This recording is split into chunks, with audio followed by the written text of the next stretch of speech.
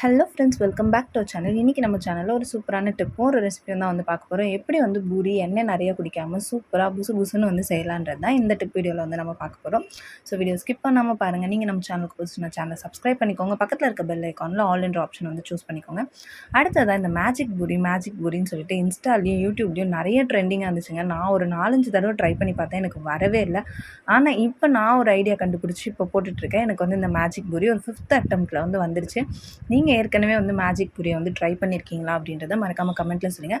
நீங்கள் ட்ரை பண்ணி ஃப்ளாப் ஆயிருந்தால் கண்டிப்பாக இந்த மெத்தடில் ட்ரை பண்ணுங்கள். உங்களுக்கு மேஜிக் பூரி வந்து வந்துடும். உங்களோட குழந்தைங்களை வந்து இதை காட்டுங்க, அவங்க ரொம்ப எக்ஸைட்டட் ஆகிடுவாங்க இந்த மாதிரி வந்து பூரி வந்து போட்டு கொடுத்தீங்கன்னா. ஸோ கண்டிப்பாக இந்த வீடியோ உங்களுக்கு யூஸ்ஃபுல்லாக இருந்திருக்கும்னு நினைக்கிறேன். வீடியோ பிடிச்சிருந்துச்சுன்னா லைக் பண்ணுங்கள், கமெண்ட் பண்ணுங்கள். மறக்காமல் உங்கள் ஃப்ரெண்ட்ஸ் அண்ட் ஃபேமிலிக்கு நம்ம சேனலை ரெஃபர் பண்ணி அவங்களையுமே நம்ம சேனலை வந்து சப்ஸ்கிரைப் பண்ண சொல்லுங்கள். நம்மளுடைய சேனலோட இன்ஸ்டா லிங்க்குமே நான் வந்து கீழே கொடுக்குறேன், அதையுமே வந்து ஃபாலோ பண்ணிக்கோங்க. இப்போ நம்ம ஃபஸ்ட்டு பூரி எப்படி செய்கிறதுன்றதை வந்து பார்த்துக்கலாம். இப்போ நம்ம பூரிக்கு வந்து கோதுமை மாவு தான் எடுத்திருக்கோம். நீங்கள் மைதா மாவு எடுப்பீங்கன்னா நீங்கள் மைதா மாவு கூட யூஸ் பண்ணிக்கலாம். நான் இப்போ 1 கப் வந்து கோதுமை மாவு எடுத்திருக்கேன். அதுக்கு 1/2 ஸ்பூன் தான் வந்து ரவை ஆட் பண்ணியிருக்கேன். நிறைய வந்து ரவை ஆட் பண்ணிக்காதீங்க. இந்த மாவுக்கு தகுந்த அளவுக்கு உப்பு வந்து சேர்த்துட்டு ஃபர்ஸ்ட் இந்த மாதிரி கையால் எல்லாத்தையுமே வந்து கிளறி விட்டுக்கோங்க. அப்போ தான் உப்பு எல்லா இடத்துலையும் வந்து ஸ்ப்ரெட் ஆகிருக்கும். கொஞ்சம் கொஞ்சமாக தான் தண்ணி ஊற்றணும். ஒரேடியாக தண்ணி ஊற்றுனீங்கன்னா நிறைய தண்ணி ஆயிடுச்சுன்னா திரும்ப நீங்கள் வந்து மாவு போடுறப்போ உங்களுக்கு மெஷர்மெண்ட்ஸ் வந்து மாறிடும். இந்த மாதிரி கொஞ்சம் கொஞ்சமாக தெளித்து நீங்கள் வந்து ஆட் பண்ணி உங்களோட மாவு வந்து பிசையணும். ரொம்ப கெட்டியாக நீங்கள் வந்து பிசையக்கூடாது, ரொம்ப வந்து சாஃப்டாகவும் வந்து பிசையக்கூடாது. இப்போ நான் உங்களுக்கு பிசைஞ்சிட்டு உங்களுக்கு வந்து காட்டுறேன். இப்போ இந்த மாதிரி கொஞ்சம் கொஞ்சமாக தண்ணி தெளித்து நீங்கள் வந்து உங்களுடைய பூரி மாவை வந்து ரெடி பண்ணிக்கோங்க. அடுத்ததாக நம்ம பூரி மாவை வந்து ஃபுல்லாக வந்து பிசைஞ்சதுக்கப்புறமா ஒரே ஒரு ஸ்பூன் எண்ணெய் மட்டும் விட்டு ஒரு 5 நிமிஷம் தான் நம்ம வந்து ரெஸ்ட் பண்ணணும். நம்ம சப்பாத்திக்கு விடுற மாதிரி ஒரு 20 நிமிஷம்லாம் நீங்கள் வந்து விடக்கூடாது. அந்த மாதிரி விட்டிங்கன்னா உங்களுக்கு வந்து பூரி அந்தளவுக்கு புசு புசுன்னு வந்து வரவே வராது. இப்போ நம்மளோட மாவோட கன்சிஸ்டன்சி பார்த்தீங்கன்னா உங்களுக்கு தெரியும். நீங்கள் அமுத்துறப்ப ரொம்பவே வந்து சாஃப்டாகவும் இருக்கக்கூடாது, ரொம்ப கல் மாதிரி ஹார்டாகவும் இருக்கக்கூடாது. இப்போ நான் அமுத்தி காட்டுறேன், இந்த அளவுக்கு தான் வந்து உங்களுக்கு இருக்கணும். ரொம்ப நேரம் நீங்கள் வந்து கண்டிப்பாக வந்து ஊற வைக்கவே கூடாது. இப்போ நம்ம மசாலா வந்து செஞ்சிடலாம். நீங்கள் நீல வாக்கில் கட் பண்ணாலும் சரி, இல்லைனா இந்த மாதிரி சின்ன சின்னதாக நறுக்கினாலும் சரி, நீங்கள் வந்து வெங்காயம் வந்து எடுத்துக்கோங்க. நான் இப்போ இந்த வெங்காயத்தை எப்படி ஈஸியாக வந்து கட் பண்ணலாம் அப்படின்ற டிப்பையுமே உங்களுக்கு வந்து காட்டுறேன். இந்த மாதிரி உங்களோட வெங்காயத்தை வந்து குறுக்கில் வந்து கட் பண்ணிக்கோங்க. குறுக்கில் கட் பண்ணதுக்கு அப்புறமா 2 ஹாஃபாக நீங்கள் வந்து பிரிச்சுட்டு நீங்கள் வந்து கட் பண்ணிங்கன்னா உங்களோட வெங்காயம் பொடி பொடியாக வந்து ஈஸியாக வந்து கட் பண்ணிடலாம். இன்னும் கொஞ்சம் நெருக்கமாக கட் பண்ணிங்கன்னா இதை விடவே வந்து சின்னதாக வரும். குறுக்கில் இன்னும் ஒரே ஒரு கட் பண்ணிங்கனாலும் இன்னும் பொடி பொடியாக வந்து வரும். ஸோ கண்டிப்பாக இந்த மாதிரி ஒரு தடவை நீங்கள் உங்களோட வெங்காயத்தை வந்து கட் பண்ணி பாருங்கள். அடுத்ததாக இதுக்கு தேவைப்படுறது வந்து தக்காளி, வெங்காயம், தக்காளி 2 வெங்காயம் எடுத்திங்கன்னா 2 தக்காளி வந்து எடுத்துக்கோங்க. அடுத்தது இஞ்சி பூண்டு பேஸ்ட் தேவைப்படும். இஞ்சி பூண்டு பேஸ்ட்டை பொறுத்த வரைக்கும் நீங்கள் வந்து அரைச்சி இந்த மாதிரி வந்து ரெடி பண்ணி வச்சுட்டிங்கன்னா உங்களுக்கு அப்பப்போ வந்து இன்ஸ்டண்ட்டாக வந்து இஞ்சி பூண்டு பேஸ்ட் வந்து அரைக்கணுன்ற அவசியம் வந்து இருக்காது. இஞ்சி பூண்டு பேஸ்ட் அரைக்கிறப்ப கண்டிப்பாக அதில் 1 ஸ்பூன் வந்து மஞ்சள், 1 ஸ்பூன் வந்து எண்ணெய் விட்டு வந்து அரைங்க. தண்ணி ஊற்றி நீங்கள் வந்து அரைக்கவே கூடாது. அந்த மாதிரி அரைச்சிட்டிங்கன்னா உங்களோட இஞ்சி பூண்டு பேஸ்ட் வந்து ரொம்ப நாளைக்கு வந்து நல்லாவே இருக்காது.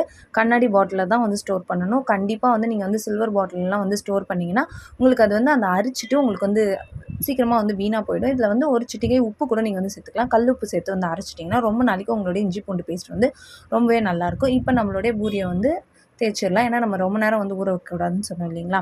இப்போ பார்த்தீங்கன்னா தெரியும், இப்போ பூரியை வந்து இந்த மாதிரி உருட்டுறப்ப கொஞ்சம் கனம் வந்து இருக்கணும். ரொம்ப மெல்லிசாக உருட்டினீங்கன்னா உங்களுடைய பூரி வந்து புஸ்ஸுன்னு வந்து வரவே வராது.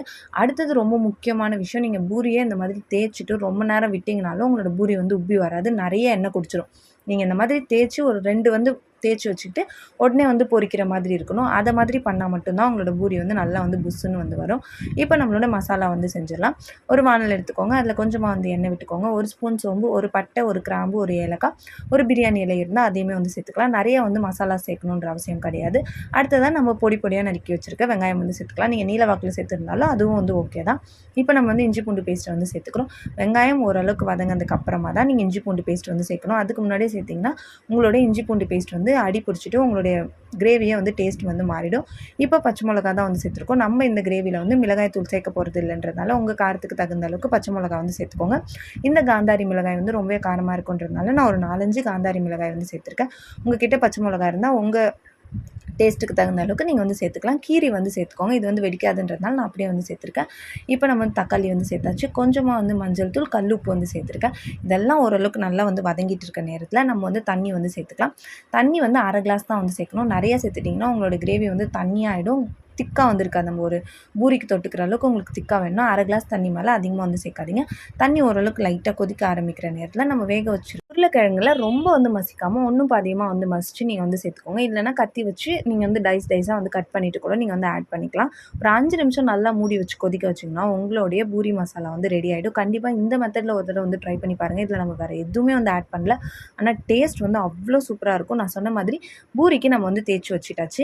ரொம்ப சீக்கிரமா வந்து நம்ம வந்து தேய்ச்சுட்டதுனால ஒரு 5 பூரிய மட்டும் நான் வந்து தேய்ச்சு வச்சிருக்கேன். நீங்க உங்களுடைய பூரிய வந்து தேய்க்க ஆரம்பிக்கிறப்பவே வாணல்ல வந்து எண்ணெய வந்து சூடு பண்ணிடுங்க. அப்பதான் உடனே எடுத்துட்டு போய் போட முடியும். ரொம்ப நேரம் ஆயிடுச்சுன்னா, உங்களோட பூரி கண்டிப்பா வந்து எழும்பி வரவே வராது. இந்த மாதிரி போட்ட உடனேவே உங்க பூரி மேல நல்லா எண்ணெய வந்து அந்த சூடான எண்ணெய வந்து தெளிச்சு விட்டுட்டே இருந்தீங்கன்னா, சூப்பரா வந்து எழும்பி வந்துரும். எழும்பி வந்ததுக்கப்புறமா திருப்பி போட்டு ஒரு 10 டூ 15 செகண்ட்ஸ் வந்து வச்சு எடுத்தீங்கன்னா, உங்களோட பூரி வந்து புசு புசுன்னு ரெடி ஆயிடும். எண்ணெயுமே வந்து குடிக்கவே குடிக்காது. நீங்க ரொம்ப நேரம் வந்து ஊற வச்சுட்டு, ரொம்ப நேரம் வந்து தேய்ச்சு வச்சுட்டு, அதுக்கப்புறம் போட்டிங்கன்னா, கண்டிப்பா உங்க பூரி வந்து நெறைய வந்து எண்ணெய் குடிக்கும். இப்ப நீங்க பார்த்தீங்கனாலே தெரியும், எவ்வளோ சூப்பரா நம்மளோட பூரி வந்து ரெடி ஆயிட்டுருக்கு.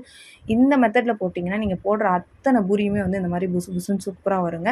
கண்டிப்பா இந்த மாதிரி ட்ரை பண்ணுங்க. அடுத்ததா நான் சொன்ன வந்து மேஜிக் பூரி இருக்கு இல்லைங்களா? அந்த மேஜிக் பூரிக்கான ட்ரிக்க வந்து பார்த்துரலாம். நீங்க வந்து ட்ரை பண்ணியிருக்கீங்களான்றத மறக்காம வந்து கமெண்ட்ல சொல்லுங்க. இப்ப நம்மளுடைய மேஜிக் பூரியில நான் பண்ண தப்பையுமே வந்து சொல்றேன். எப்படி பண்ணணுன்றத வந்து சொல்றேன். இந்த மாதிரி வந்து பூரி மாவு வந்து தட்டினதுக்கப்புறமா 2ஆ வந்து கட் பண்ணிக்கோங்க. 2ஆ கட் பண்ணிட்டு இத நான் வந்து எண்ணெயில போட்டேன். ஆனா என்ன ஆயிடுச்சுன்னா, இப்ப இது வந்து இந்த லென்த் வந்து என்னோட வாணல்ல போட்டோனே அதால திரும்ப முடியவே இல்ல. ரொம்ப நேரம் வந்து ட்ரை பண்ணேன். எண்ணெயுமே வந்து நம்ம கம்மியா யூஸ் பண்ணியிருக்கிறதுனால, அதால திரும்ப முடியவே இல்ல. கரெக்ட்டா இருக்கிறதுனால நான் தான் திருப்பி விடுறதா இருந்துச்சு. இப்ப நீங்க பார்த்தீங்கன்னா தெரியும். நல்லா வந்து எழும்பி வந்துடுச்சு. ஆனா வந்து மேஜிக் பூரிய பொறுத்தவரைக்கும் என்ன ஆகும்னா, அதுவாவே அப்படியே வந்து ஃபிளிப் ஆயிக்கும். நம்ம எதுவுமே பண்ண தேவையில்ல. ஆனா இது வந்து ஃபிளிப் ஆகவே இல்ல. என்னன்னு பார்த்தீங்கன்னா, எண்ணெய் கம்மியா யூஸ் பண்ணதுனால அந்த சைஸ்க்கு வந்து அதால திரும்ப முடியல. இப்ப நான் என்ன பண்ணேன்னா, சைஸ குட்டியாக்குறதுக்காக ஒரு பூரியோட நடுவ மட்டும் வந்து கட் பண்ணிட்டேன். அதனால தான் இந்த மாதிரி ரிங் சைஸ்ல வந்தது. அதையும் வேஸ்ட் பண்ண வேணான்றத வந்து போட்டாச்சு. கட் பண்ணிட்டு நான் சொன்ன மாதிரி 2ஆ கட் பண்ணிட்டு இப்போ போட்டிங்கன்னா, இப்போ பாருங்க அதுவா வந்து ஃபிளிப் ஆயிடும். ஸோ இத மாதிரி வந்து ட்ரை பண்ணுங்க. சைஸ் வந்து கம்மி பண்ணிட்டேன். என்னோட வாணலுக்கு எண்ணெய்க்கு தகுந்த அளவுக்கு நான் வந்து சைஸ கட் பண்ணிட்டு போட்டோனே, அழகா வந்து திரும்பிடுச்சு. ரொம்ப வந்து ஹேப்பியா இருந்துச்சு. நம்மளோட மேஜிக் பூரி வந்து வந்துருச்சு அப்படின்னு சொல்லிட்டு. ஸோ கண்டிப்பா இந்த மாதிரி வந்து உங்களோட மேஜிக் பூரிய வந்து ட்ரை பண்ணுங்க. இந்த வீடியோ உங்களுக்கு புடிச்சிருந்துச்சுன்னா மறக்காம சப்ஸ்கிரைப் பண்ணுங்க. உங்க ஃப்ரெண்ட்ஸ் அண்ட் ஃபேமிலிக்கு இந்த வீடியோ வந்து ஷேர் பண்ணி விடுங்க. இந்த வீடியோ பார்க்கறதுக்கு உங்களோட டைம் ஸ்பெண்ட் பண்ணதுக்கு தேங்க் யூ.